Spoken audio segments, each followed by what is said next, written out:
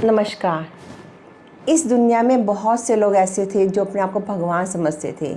कहते हैं ना, जिसके अंदर से मृत्यु का भय निकल जाए वो सोचते रहते मैं अमर हो चुका, अब मुझे कोई नहीं मार सकता। बहुत सारे आपको सुने होंगे कि असुर जाति के लोग थे, दैत्य थे, जिसने भगवान से वरदान पाने के लिए घोर तपस्या की, घोर आराधना की और भगवान से वरदान पाया कि मेरी मृत्यु ना हो, मुझे कोई नहीं मार सकता। जब इंसान के अंदर ये बात आ जाती है कि मुझे कोई नहीं मार सकता, तो वो अपने आप को भगवान समझने लगता है कि अब मेरा कोई वध नहीं कर सकता, मैं जो चाहे करूँ, चाहे किसी को मारूँ, चाहे किसी को कुछ भी करूँ, अधर्म का नाश करूँ। उसके दिमाग में डर ख़त्म हो जाता है। अब जब डर ख़त्म हो जाता है तो भगवान को समझने के लिए भगवान को कुछ मानता ही नहीं, कहता भगवान तो कोई है ही नहीं, ये सृष्टि मैंने बनाई है, मैं, और उसके अंदर मैं आ जाती है। उस मैं को निकालने के लिए कभी कभार भगवान को उनका घमंड तोड़ना पड़ता है और उनको समझाना पड़ता है कि तुम अगर मैं हो, तुम सृष्टि बना सकते हो तो बनाओ ना सृष्टि, तुम सब कुछ कर सकते हो, करो के दिखाओ ना। भगवान की वेशभूषा धारण करके कोई भगवान नहीं बन सकता। अमर होने का वरदान प्राप्त करके कोई अमर नहीं हो सकता। उसके लिए तुम्हारे अंदर भावना होनी चाहिए, प्रेम की, सद्भावना होनी चाहिए, दया होनी चाहिए, करुणा के सागर होना चाहिए। तुम्हारे हृदय में सबके लिए प्रेम होना चाहिए, सबके लिए समभाव होना चाहिए। लेकिन तुम्हारे अंदर समभाव कहाँ है? तुम तो असुर जाति के बन जाते हो एक मिनट के अंदर, तामसिक प्रवृत्ति के बन जाते हो। जब घमंड निकल जाता है, घमंड हो जाता है तुम्हारे अंदर डर खत्म हो जाता है कि मैं सब कुछ कर सकता हूँ, मैं मर नहीं सकता। अरे जो इस पृथ्वी लोक में आए हैं, वो जिसका जन्म और मृत्यु तो निश्चित है, उन्हें मरना तो पड़ेगा ही पड़ेगा। ये तो सृष्टि का नियम है। अगर तुम सृष्टि के नियम को तोड़ सकते हो तो तुम तोड़ के दिखाओ। किसी की मृत्यु मत होने दो, किसी को मत मारो, जब जानते कि तुम भगवान बन सकते हो। इसी तरह से एक राजा हुए थे पौंड्रुक, जो भगवान श्री कृष्ण को समान अपने आप को कहते थे कि मैं राजा हूँ, मैं भगवान हूँ। तुम श्री कृष्ण भगवान से कहते हैं कि तुम मुझे भगवान समझो। तब भगवान ने उसके घमंड तोड़ने के लिए उसको बताया कि तुम भगवान कैसे नहीं बन सकते हो, बताओ। और इसके साथ युद्ध किया और उसको बताया। इस तरह की कहानी मैं आपको सुनाने जा रही हूँ, जो आपने शायद सुनी भी होगी। पृथ्वी पर सदैव ही ऐसे अनेक दुष्ट और मूर्ख व्यक्ति पैदा हुए जो स्वयं को भगवान समझते थे। और उसका नाम था, एक पौंड्रुक राजा बना था जो स्वयं को भगवान घोषित करना चाहता था। जब भगवान श्री बलराम वृंदावन के साथ गए हुए थे, तब करुष प्रदेश के राजा पौंड्रुक ने भगवान श्री कृष्ण के पास एक दूत भेजा और कहा कि दूत के माध्यम से पौंड्रुक ने श्री कृष्ण भगवान को चुनौती दी। दूत ने कहा, श्री कृष्ण भगवान नहीं है, अपूती पौंड्रुक ही वासुदेव है। अनेक मूर्ख व्यक्तियों ने पौंड्रुक को भगवान के रूप में स्वीकार भी कर लिया था और झूठे ही स्वयं को पौंड्रुक ने अपने आप को भगवान वासुदेव समझ लिया था। इस प्रकार दूत ने श्री कृष्ण के समक्ष घोषणा कर दी, अगर अपनी दया चाहते हो, अपनी जान बचाना चाहते हो, तो भगवान पौंड्रुक समस्त दुखी मानव के उद्धार के लिए धरती पे पैदा हुए हैं और तुम्हें आपको भगवान मानना चाहिए। अनेक मूर्खों से घिरे हुए दुष्ट पौंड्रुक ने वास्तव में निर्णय कर लिया था कि वे भगवान वासुदेव है। जैसे बचपन में जब बच्चे खेलते हैं ना, बालक खेलते हैं, कभी कभी अपने मध्य किसी बालक को राजा बना देते हैं और इस प्रकार राजा बनने के लिए चुना गया बालक किसी अन्य मूर्ख को राजा के रूप में चुन लेते हैं और वह दुष्ट बच्चा अपने आप को राजा समझ बैठता है। इसी तरह से पौंड्रुक ने कुछ मूर्ख व्यक्तियों के कहने में आकर अपने आप को भगवान मानने लगा। जब द्वारका में श्री कृष्ण की राजसभा में पहुंचकर दूत ने अपने स्वामी पौंड्रुक का संदेश दिया और संदेश में क्या लिखा था? पौंड्रुक ने कहा, मैं एकमात्र भगवान श्री वासुदेव हूँ, मेरी स्पर्धा कोई नहीं कर सकता है।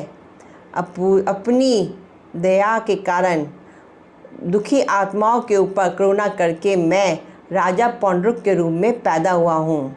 तुमने वासुदेव का पद जबरदस्ती ग्रहण कर लिया है। तुम्हें इस झूठी धारणा का प्रसार नहीं करना चाहिए और तुम्हें अपने पद का त्याग कर देना चाहिए। ओ यदुवंश की संतान, जिसे तुमने झूठ मूठी धारण कर लिया है, कृपया तुम उस वासुदेव के उन चिन्हों को त्याग दो। चिन्ह कौन से थे? शंख, चक्र, उसको त्याग दो। इस पद का त्याग करने के पश्चात तुम मेरी शरण में आ जाओ।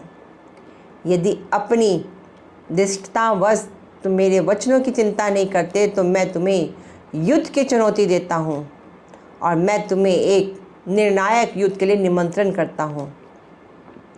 जब राजा उग्रसेन सहित राज्यसभा के समस्त सदस्यों ने पौंड्रुक के द्वारा इस संदेश को सुना, तब वे काफ़ी समय तक ऊंची आवाज़ में हंसते रहे। सभा के समस्त सदस्यों ने हंसने का आनंद लेने के पश्चात श्री कृष्ण ने दूत को इस प्रकार से उत्तर दिया, हे पौंड्रुक के दूत, तुम अपने स्वामी के समीप मेरा संदेश लेके जाओ। वह एक मूर्ख और दुष्ट व्यक्ति है। मैं प्रत्यक्ष रूप से उसको दुष्ट कहता हूँ और उसके उपदेशों का अनुसरण करना और स्वीकार करता हूँ। मैं वासुदेव के चिन्हों और विशेष रूप से उस चक्र का कभी त्याग नहीं करूँगा।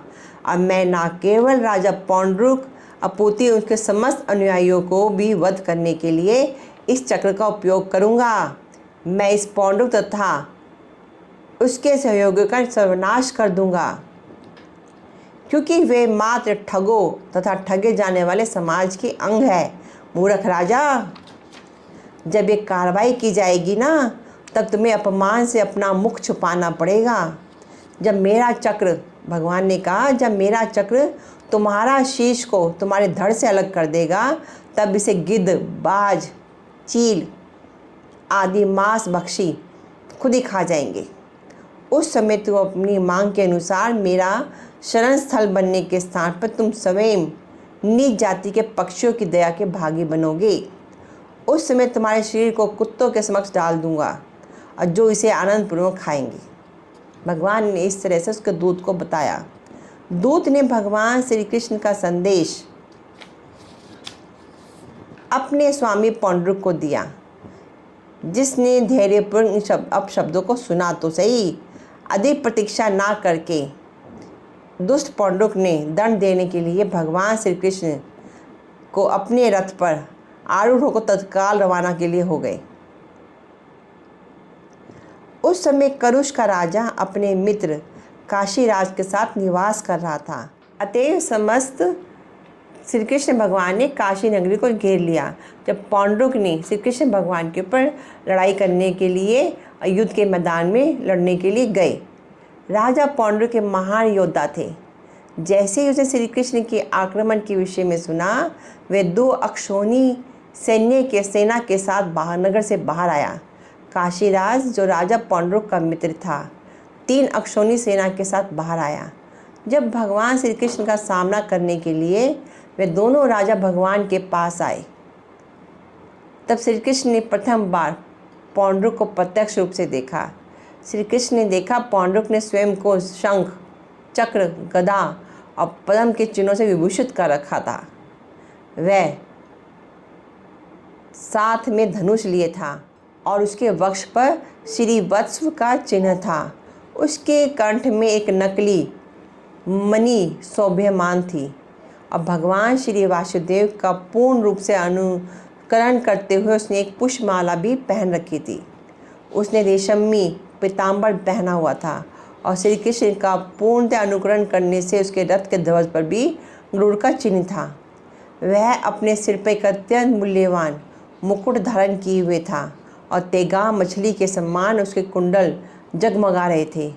किंतु समस्त वस्तुओं पर ध्यान देने पर उसके वस्त्र तथा अलंकार स्पष्ट रूप से अनुकरण मात्र दिखाई दे रहे थे, क्योंकि उसमें वो तेज नज़र नहीं आ रहा था।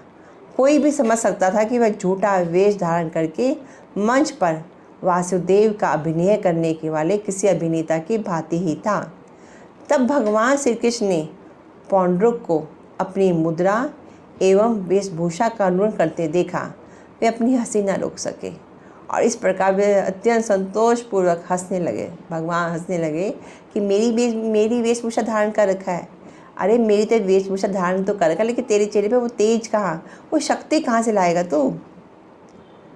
लेकिन पौंड्रुक तो अभिमान के नशे में, झूठ के नशे में चूर था। उसे कुछ समझ में नहीं आ रहा था। राजा पौंड्रुक के पक्ष के सैनिक श्री कृष्ण पर अपने शस्त्रों की वर्षा करने लगे।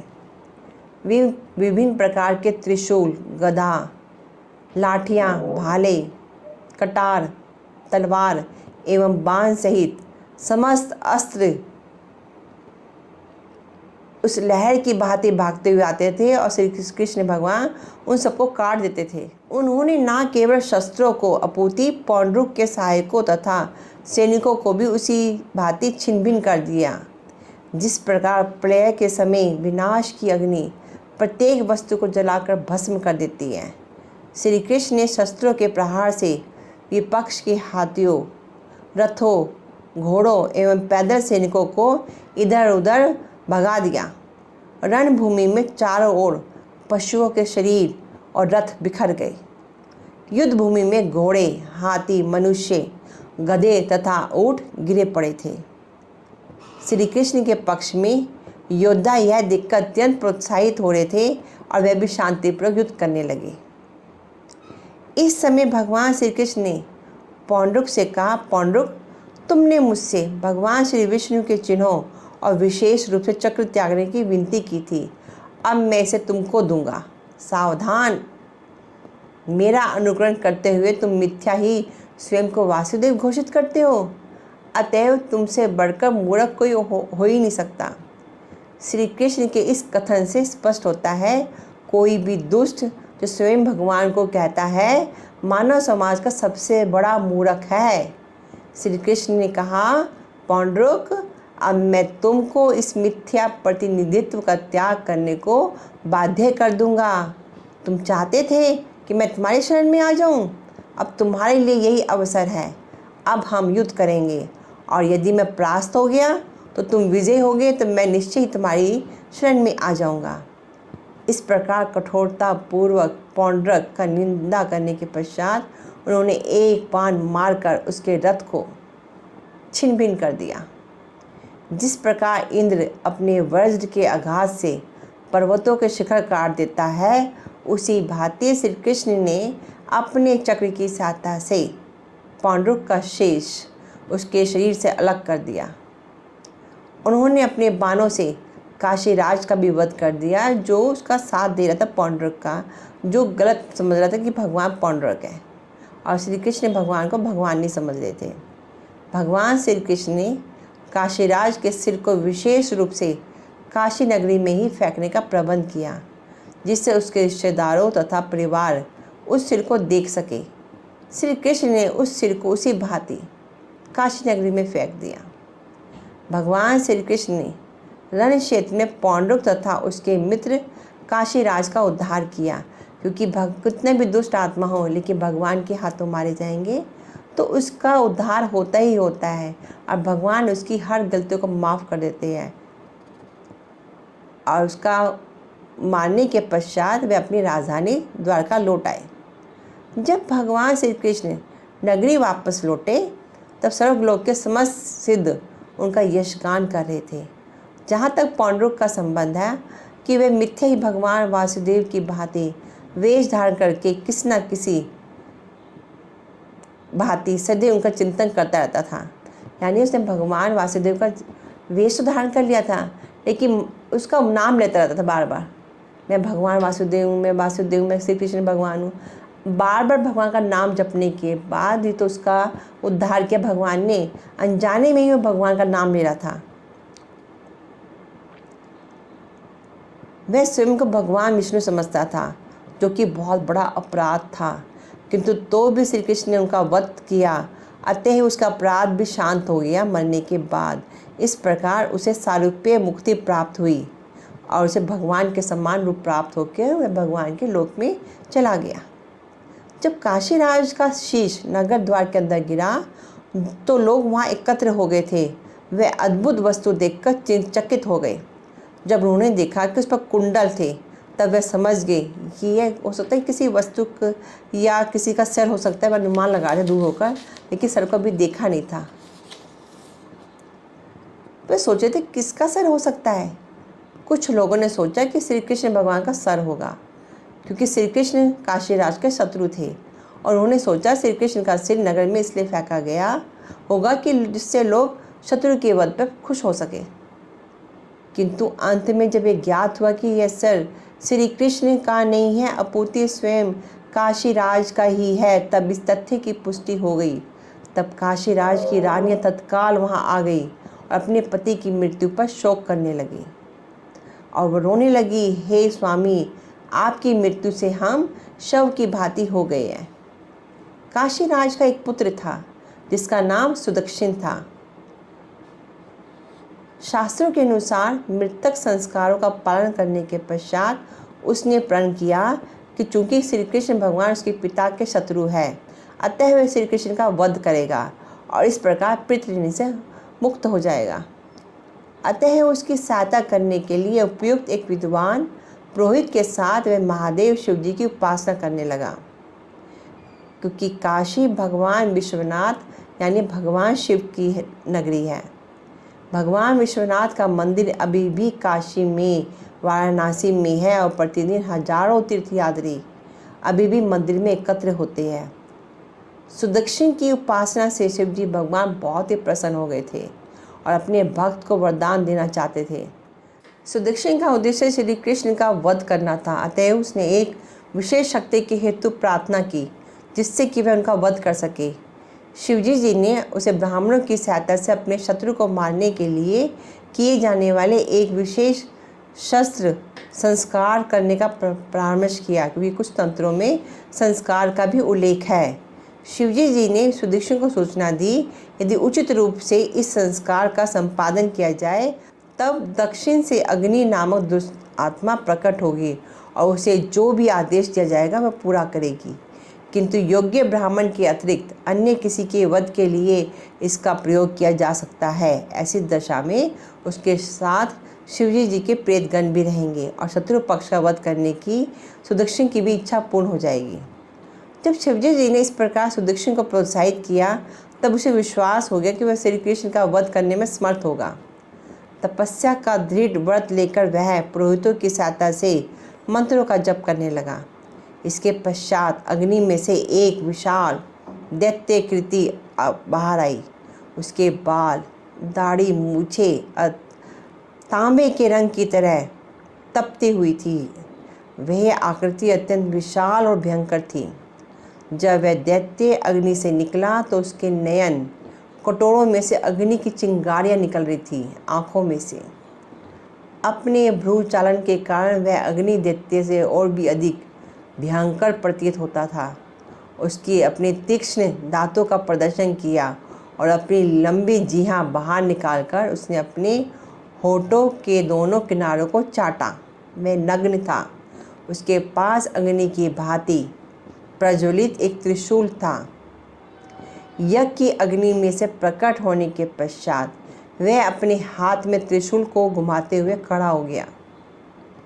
सुदक्षिण द्वारा उत्तेजित किए जाने पर अपने सैकड़ों प्रेत साथियों सहित वह दैत्य राजधानी द्वारका की ओर बढ़ने लगा।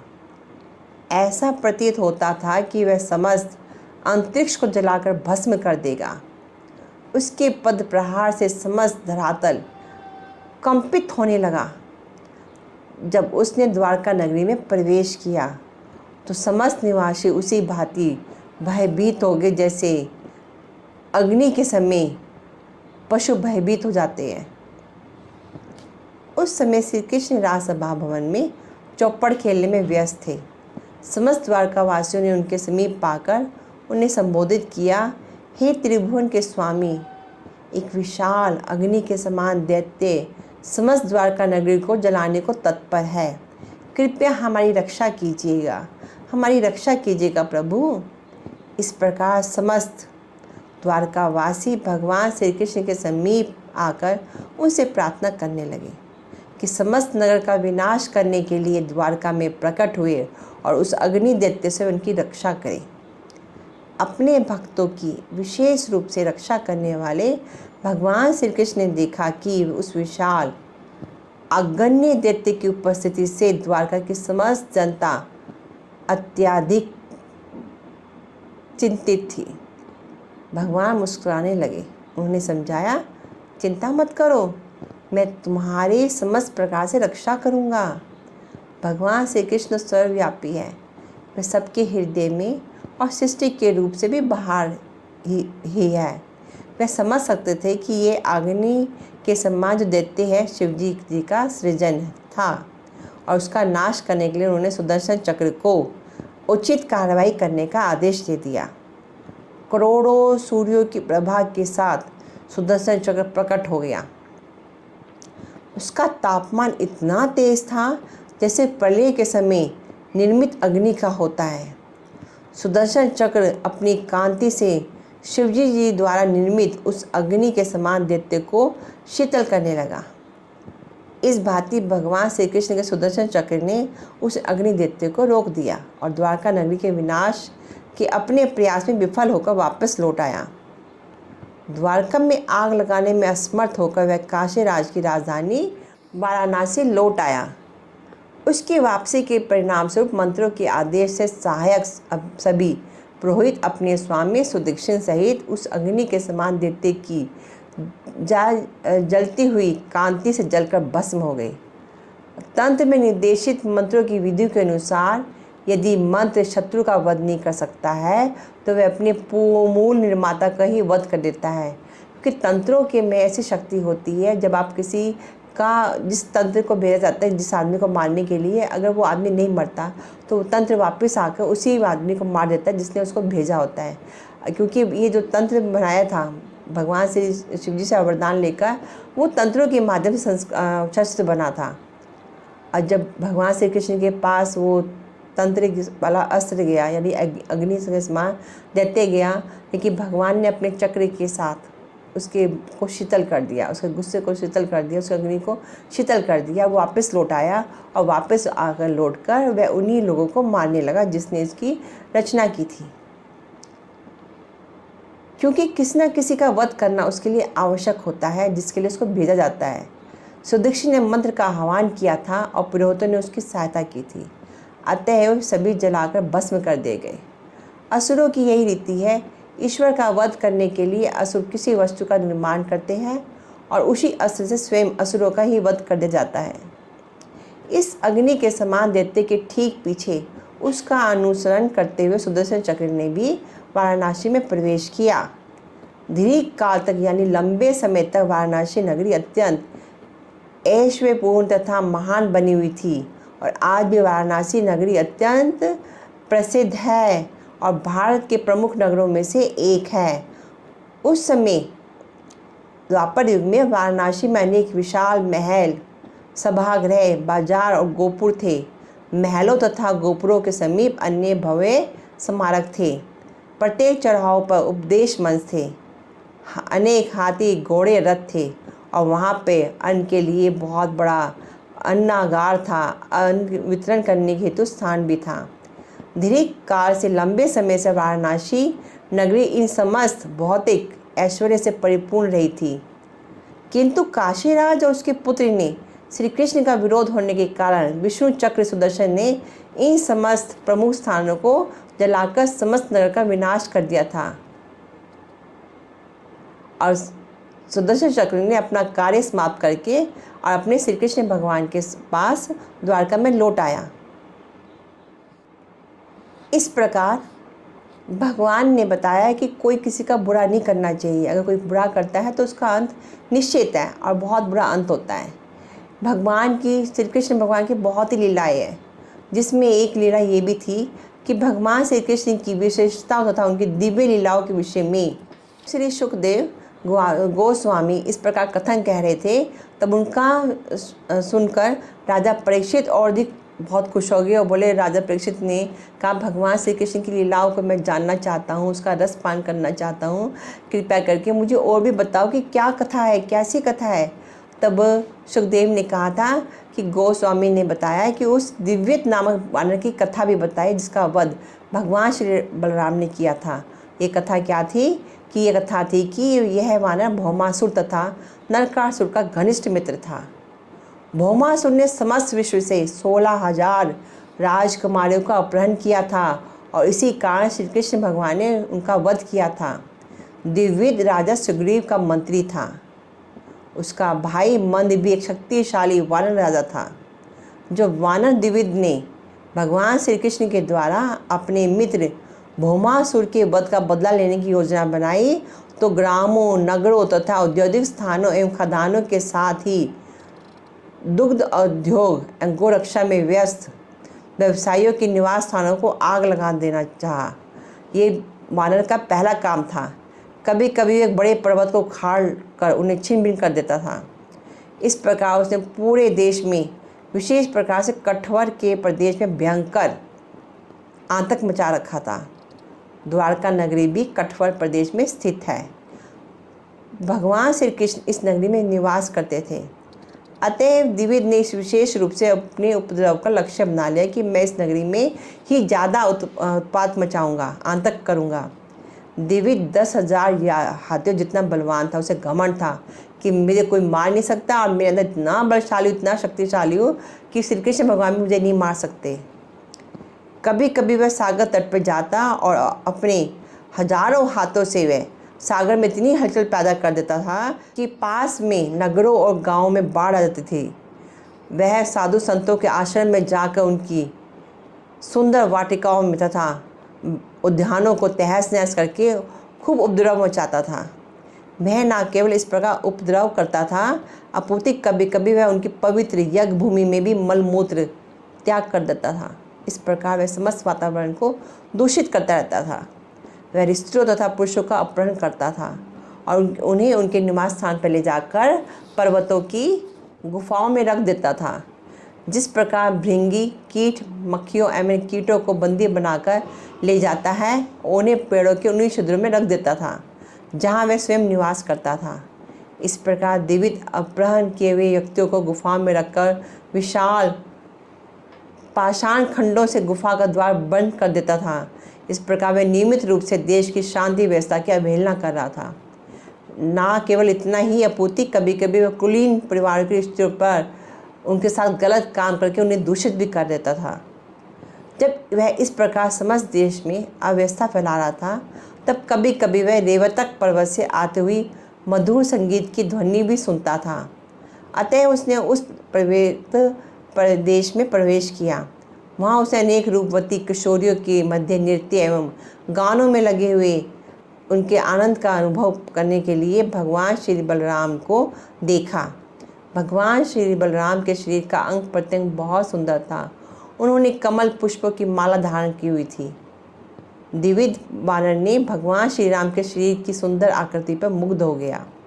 बलराम जी की भांति वहाँ उपस्थित सभी किशोरियाँ भी अत्यंत रूपवती थी और उन्होंने भी पुष्प की मालाएं धारण कर रखी थी। भगवान श्री बलराम वारुणी का पान करके पूर्णतः मत प्रतीत हो रहे थे और उनके नेत्र नशे में घूम रहे थे। भगवान श्री बलराम ने अनेक हथनियों के मध्य गजराज की भांति प्रतीत होते थे। द्विविद नामक यह वानर वृक्षों पर चढ़कर एक शाखा से दूसरी शाखा पर कूद सकता था। कभी कभी वह शाखाएं हिलाकर एक विशेष प्रकार की किलकिल ध्वनि करता, जिससे कि भगवान श्री बलराम का ध्यान मन प्रसन्न करने वाले वातावरण की ओर से विचलित होने लगा। कभी कभी द्विविद ऋषियों के सम्मुख आकर विभिन्न प्रकार की हास्यपूर्ण मुद्रिकाएं बनाकर प्रदर्शन करता था। इससे किसी भी वस्तु का हास्य तथा विनोदपूर्वक आनंद उठाती थी। जब वानर उनके सम्मुख आया तब उन्होंने गंभीरता से इस बात को नहीं लिया कि जानबूझकर तुम्हें रिझा रहा है, जानबूझकर उल्टे सीधे हरकतें करता, तो स्त्रियाँ हंसती थी। उसे ये नहीं पता कितना दुष्ट प्रवृत्ति का ये वानर है। वह वानर इतना उदंड था कि बलराम जी की उपस्थिति में भी वह अपने शरीर के निम्न अंगों को ऋषियों के समक्ष प्रदर्शित करने लगा। कभी कभी वह अपनी भौहें चलाते हुए अपने दांत दिखाने के लिए आगे आता था। बलराम जी की उपस्थिति में ऋषियों का अनादर करने लगा। भगवान श्री बलराम का नाम ही संकेत करता है कि वह केवल अत्यंत बलशाली है, अपूर्ति वह असाधारण बल का प्रदर्शन करने में आनंदित भी होते हैं। अतएव उन्होंने एक पत्थर उठाकर उसने द्विविद वानर को मारा, किंतु वानर ने कुशलतापूर्वक पत्थर का वार बचा लिया। बलराम जी का अपमान करने के लिए वानर वारुणी का घड़ा उठा के ले आए। इस प्रकार द्विविद वारुणी पीकर मस्त हो गया और अपनी सीमित शक्ति से बलराम जी तथा उनके साथी किशोरियों के मूल्यवान वस्त्रों को फाड़ने लगा। वह घमंड से इतना फूल गया था कि सोचने लगा बलराम जी से कोई दंड दे ही नहीं सकते, और बलराम जी तथा उनके साथों को कष्ट देता रहा। जब भगवान श्री बलराम ने स्वयं उस वानर द्वारा किए गए उपद्रव को देखा और यह सुना कि उसने पहले ही संपूर्ण देश में अनेक आतंक मचा रखे हैं, तब वे अत्यंत क्रोधित हो गए और उन्होंने उसका वध करने का निश्चय किया। तब वे अत्यंत क्रोधित हो गए और उन्होंने कहा कि अपनी गदा उठा ली और कहा मैं इसको वध करूँगा। तब विविध वानर समझ गया कि अब बलराम जी उस पर आक्रमण करने जा रहे हैं। अब बलराम जी का सामना करने के लिए उसने तत्काल एक विशाल वृक्ष उखाड़ लिया और अत्यंत तीव्रता से आकर उसने भगवान बलराम के सिर पर आघात किया। भगवान श्री बलराम ने तत्काल उस विशाल वृक्ष को पकड़ लिया और स्वयं एक महान पर्वत की भांति अविचलित खड़े रहे। प्रतिकार की हेतु उन्होंने अपनी सुनंद नामक गदा लेकर उससे वानर पर प्रहार करना प्रारंभ कर दिया। वानर के सिर पर गंभीर चोट लगी थी। उसके सिर से रक्त धारा अत्यंत तीव्रता से बहने लगी, किंतु रक्त की धार से उसके सौंदर्य में उसी प्रकार वृद्धि हो रही थी जिस प्रकार किसी विशाल पर्वत में समावित होती है। बलराम जी की गदा के आघात से उसे तनिक भी विचलित नहीं हुआ और इसके बाद उसने एक तत्काल विशाल वृक्ष उखाड़ लिया और उसके सभी पत्तों को तोड़ने के उपरांत उसने बलराम जी के सिर पर प्रहार करने लगा, किंतु अपनी गदा की सहायता से बलराम जी ने वृक्ष के टुकड़े टुकड़े कर दिए।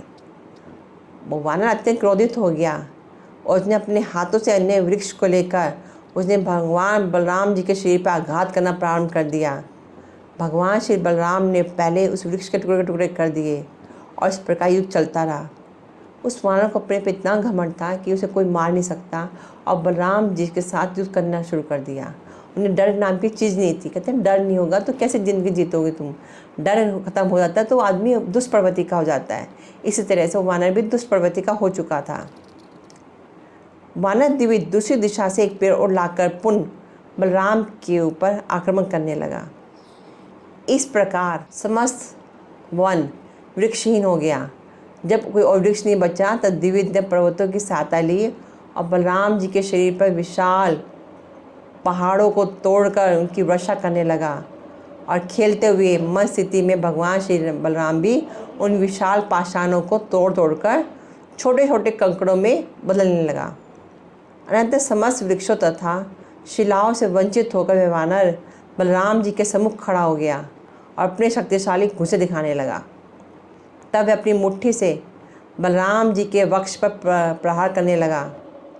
इस प्रकार समस्त वृक्षों तथा शिलाओं से वंचित होकर वह वानर भगवान बलराम जी के सम्मुख खड़ा हो गया, अपने शक्तिशाली घूंसे दिखाने लगा। तब अपनी मुट्ठी से बलराम जी के वक्ष पर प्रहार करने लगा। इस बार भगवान श्री बलराम अत्यंत क्रोधित हो गए और वानर पर उसके प्रहार का कोई असर नहीं पड़ा।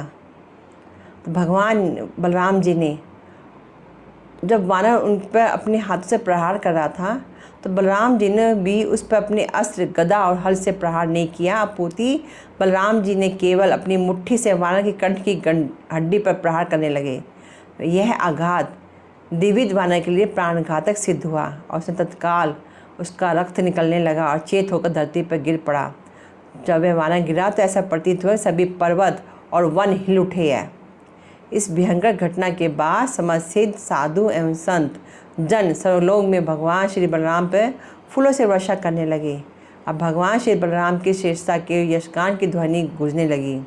वे सब उच्चारण करने लगे, भगवान श्री बलराम यशस्वी हो, हम आपके चरण कमलों में सादर प्रणाम करते हैं। इस असुर द्विविध वानर का वध करके आपने विश्व में एक शुभ युग का आरंभ किया है।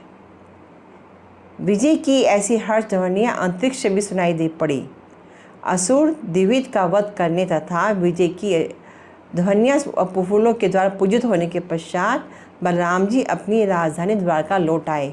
इस प्रकार भगवान ने वहाँ पे अपनी बहुत सारी लीलाएं रची। धन्यवाद।